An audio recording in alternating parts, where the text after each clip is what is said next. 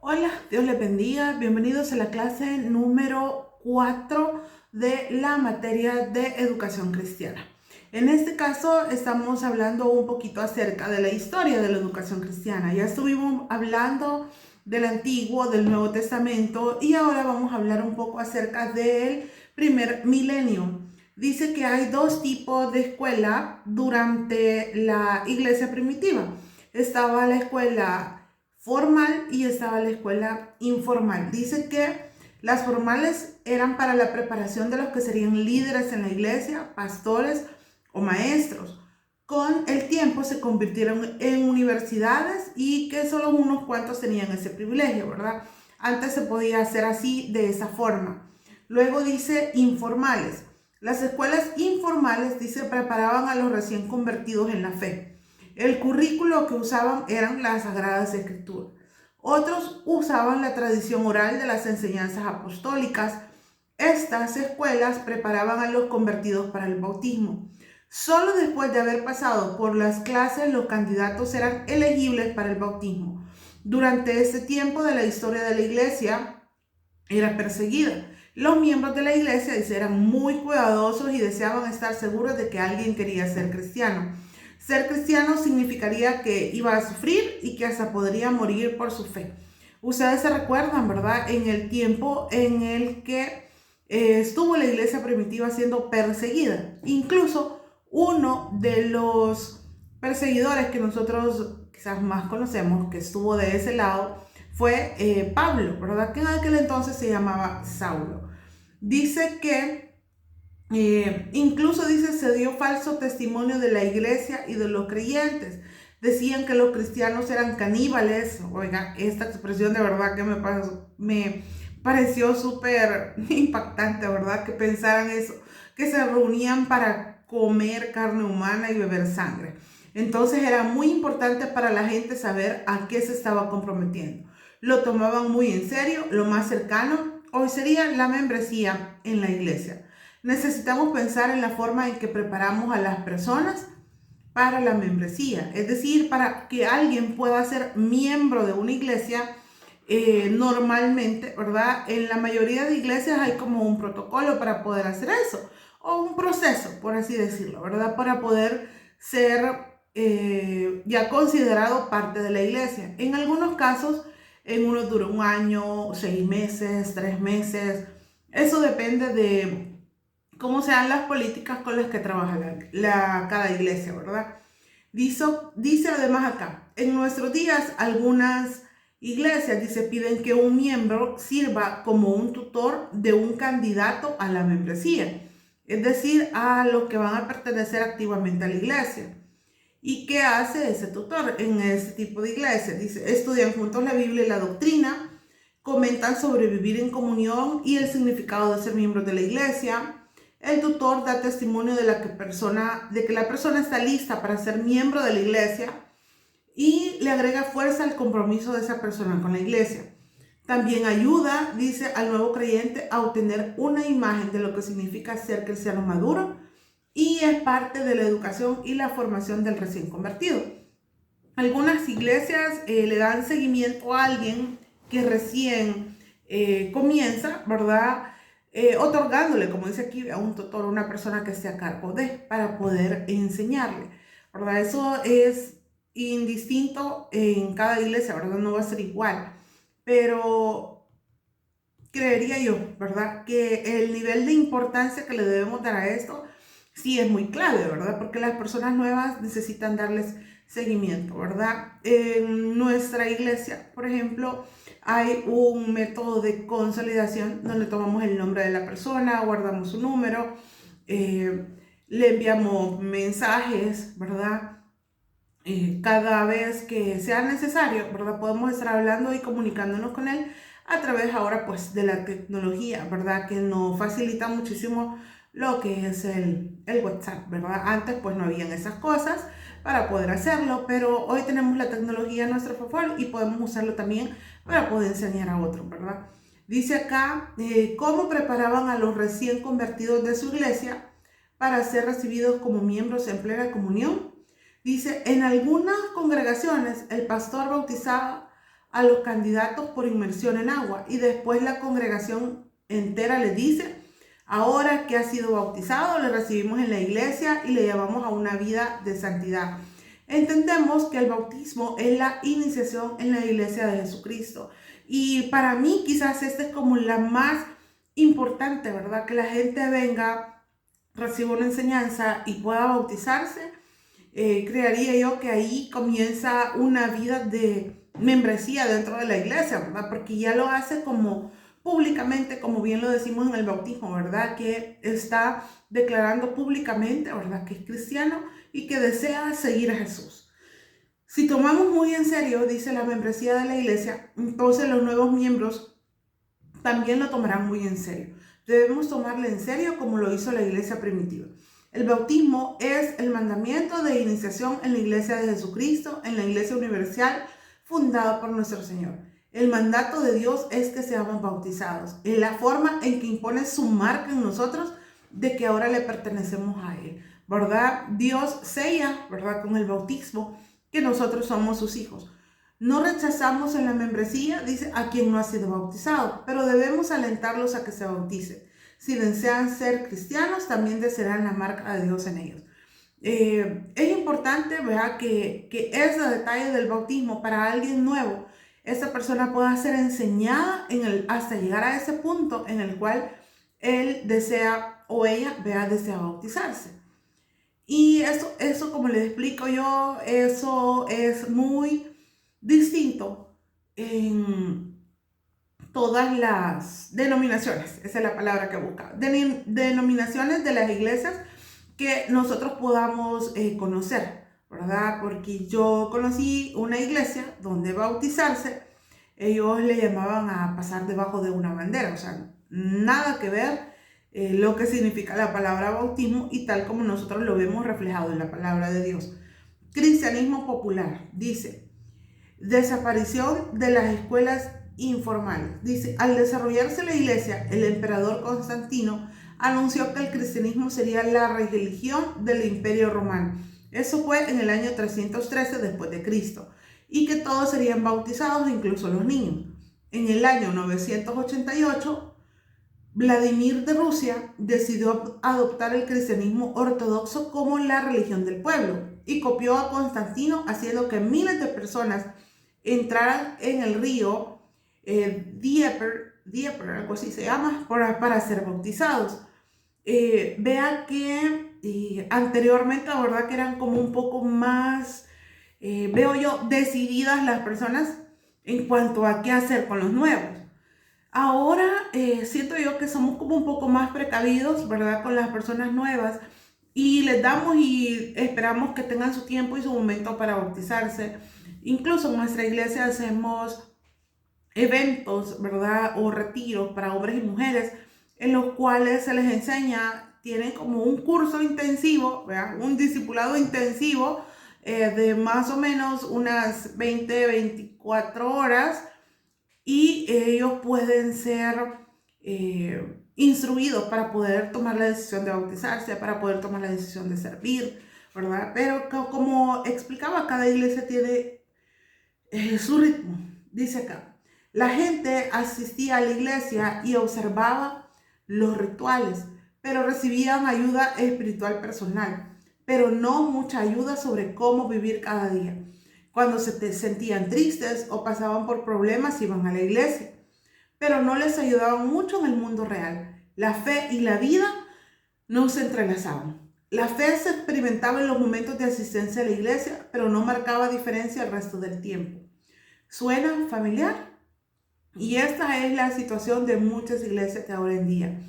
Si ustedes se dan cuenta, hay gente que le vende, por decirlo así, o le muestra un evangelio donde no se va a sufrir, donde no va a llorar, donde va a tener todo lo que necesite. Pero cuando las personas vienen a la iglesia y encuentran como una dificultad, como un tropiezo a veces para avanzar, la gente dice: bueno, yo me esperaba de la iglesia algo diferente, que si yo buscaba a Dios, yo iba a estar bien. O sea, pero no se trata de solamente estar bien, ¿verdad? Sino que se trata de que la vida va a ir avanzando y nos va a ir enseñando muchísimas cosas. Entonces, estemos o no estemos preparados, ahí están. Entonces es mejor tener a Cristo a nuestro lado y saber que si en la vida vamos a encontrar tropiezos, vamos a encontrar dificultades, cosas que sean como un poco difíciles para nosotros superar, tenemos a Dios de nuestro lado para poder hacerlo. Entonces la vida se hace un poco más fácil. Luego, dice acá, reaparecen las escuelas de discipulado informales. Cuando algunas personas comenzaron a entender lo que había sucedido, el Espíritu Santo comenzó también a obrar. Comenzaron a publicar la Biblia en el idioma popular de su país y a organizar reuniones para explicarla. Algunos fueron perseguidos y martirizados por la iglesia, ya que creían que ese conocimiento solo estaba, ¿verdad?, reservado para las personas que estudiaban en escuelas formales. Entonces, las personas que de alguna manera iban aprendiendo no podían, ¿verdad?, publicarlo o decirlo, y porque si no se veían en problemas, porque no estaban como autorizados, por así decirlo, para poder hablar acerca de Dios. Dice, Cirilo y Metodio estuvieron dispuestos a sufrir con tal de predicar el evangelio al pueblo en general. Fueron misioneros griegos y lingüistas conocidos como apóstoles de los eslavos.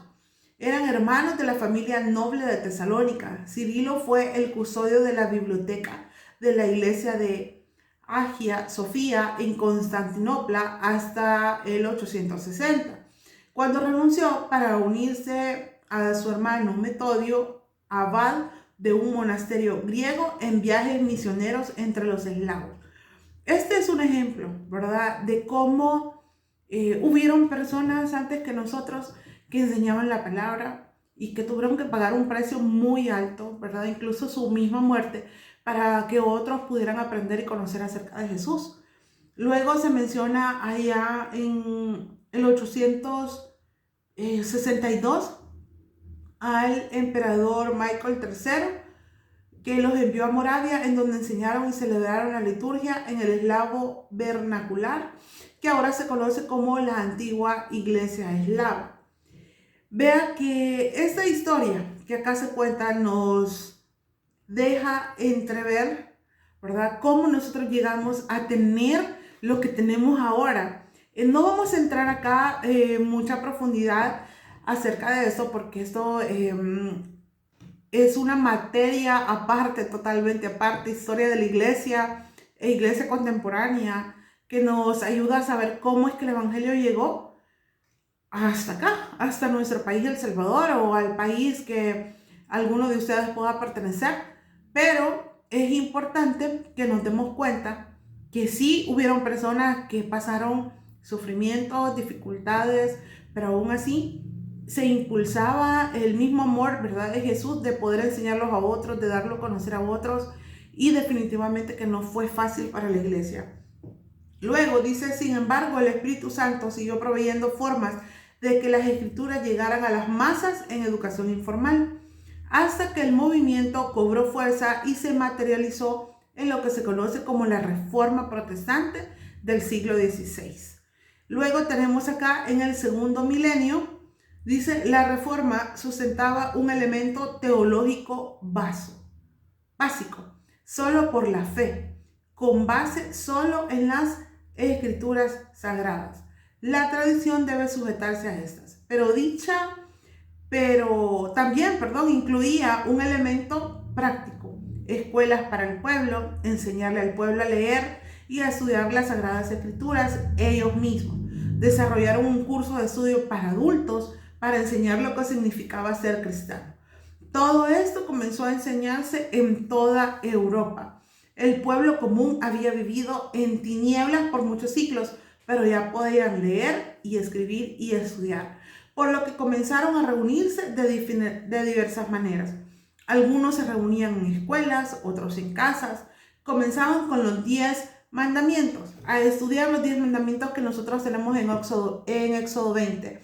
Luego dice que estudiaban el Nuevo Testamento, principios y creencias de la iglesia protestante. En el siglo XVI ya existían los estudios bíblicos en casa. De verdad que no fue fácil llegar a ese punto como no fue fácil llegar al punto en el que nosotros estamos, ¿verdad? Y muchas veces pues nosotros lo que hacemos lo vemos, enseñar a otros acerca de Dios, lo vemos como algo, ay, sí, sí, eso cualquiera lo puede hacer. Sí, en nuestro tiempo, sí, es mucho más fácil, pero en los tiempos de antes no fue fácil. No fue fácil y tuvieron que suceder muchas cosas, hubieron muchos que murieron y se quedaron en el camino, pero lograban, ¿verdad?, que el Evangelio de una u otra manera llegara a otras personas. Luego tenemos ahí el movimiento pietista, que dice que después de 100 años aproximadamente se inició ese movimiento en Halle, en Alemania, en una congregación en la que después de la predicación del pastor cada domingo, la gente dialogaba con él sobre el sermón en la casa pastoral, ¿verdad? Predicaban, luego se iban a la casa de él a estar indagando más y más. Le preguntaban a él, a qué quiso decir, cuándo, cómo debemos responder y ser obedientes. El grupo creció y otras iglesias lo imitaron. Dice que así inició una iglesia que se llama el Nazareno a finales del siglo XIX.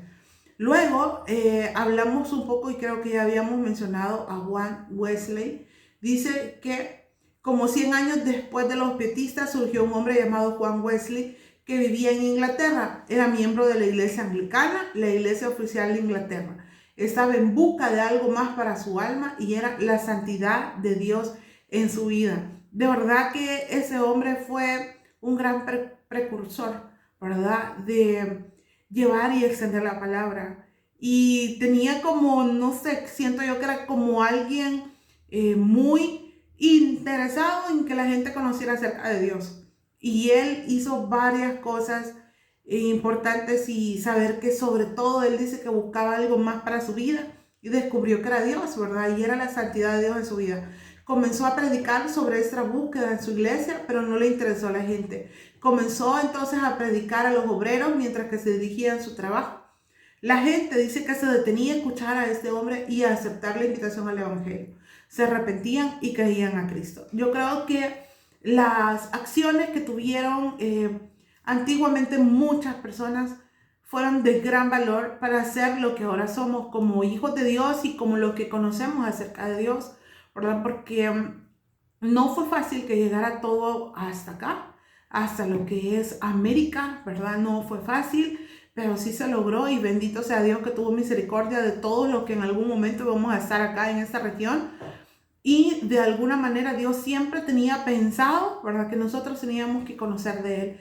¿Y cómo lo hicimos? A través de el sacrificio de muchos antes que nosotros.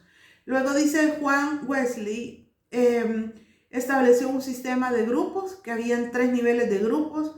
Uno que se llamaba la sociedad, que era el más grande y era para todos los que deseaban. Estaba otro que se llama la clase, que solo era para los convertidos realmente. Se requería la asistencia. En la clase aprendían los elementos básicos del cristianismo. De verdad que eso es sumamente clave, ¿verdad?, para que nosotros podamos enseñarlo. Eran gente del pueblo que no habían asistido nunca a la iglesia o no habían entendido nada de cuando alguna vez lo hicieron. Luego dice la banda, que era un grupo más o menos de 6 a 10 personas que se reunían semanalmente para leer la Biblia, orar juntos, confesarse mutuamente cuando pecaban. El grupo entonces ofreció corrección y consejo. Era un grupo íntimo con requisitos muy severos.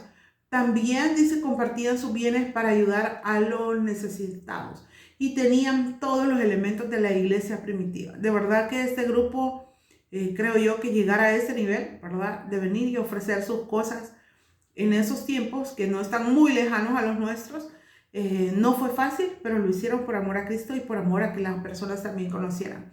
Dice, en esa organización de sociedades, clases y bandas se observaban varios niveles de compromiso.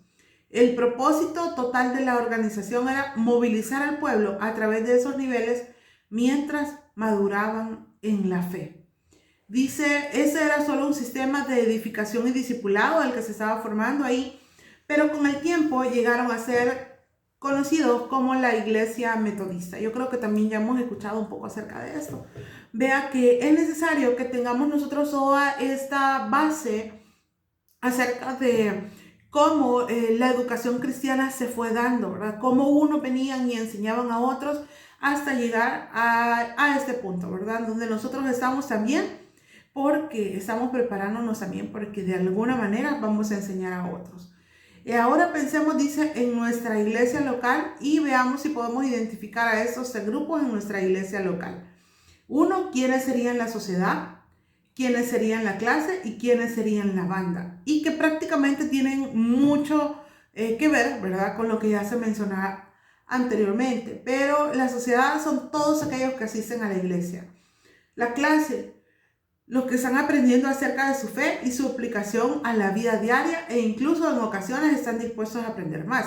Yo creo que si actualizamos, ¿verdad? Esos grupos, todos los que estudiamos o que están acá en el Colegio de Teología, nos podemos ver incluidos en este grupo. Dice, ¿y quiénes serían la banda? Los comprometidos que realmente trabajan en la iglesia, dispuestos a compartir todo, incluso sus bienes. Y estos están en el centro, están dispuestos a dar su vida y sus recursos, están dispuestos a ser honestos en su vida y se han comprometido por completo. Y eso somos cada uno de nosotros dentro de nuestra iglesia local, ¿verdad? Cada uno tiene una iglesia a la que se entrega, a la que da todo por esa iglesia, a la que apoya, ¿verdad? Definitivamente que en este tipo de grupos deberíamos de estar todos, ¿verdad? Y otra cosa importante es que podamos recordar, ¿verdad? Que Juan Wesley dice que solo proveyó la forma en que la iglesia pudiera ministrarse en todos esos niveles. El sistema de Juan Wesley fue primordialmente para adultos a fines del siglo XVIII. Y luego tenemos acá a Robert Ríquez y la escuela dominical, que él de verdad se interesó no solamente por adultos, ¿verdad? Sino que veía que los niños, él dice que sintió una carta que los invitaba a su casa para enseñarles a leer. ¿Y cuál es el texto que usaba para leer? Para enseñarles a leer era la Biblia. Dice que la idea cundió por todo el país y nacieron así las escuelas dominicales.